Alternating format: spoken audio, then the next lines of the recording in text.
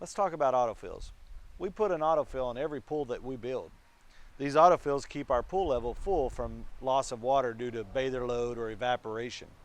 Each autofill is located somewhere around the perimeter of the pool and usually a couple feet back from the edge of the pool.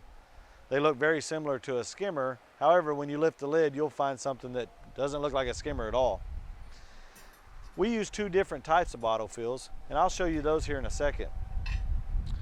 Ultimately, the autofill's function is when the water level drops, so does the float mechanism. And as the float mechanism drops, it turns on a water supply filling the pool. When the float rises from the fill, it then shuts off the water supply.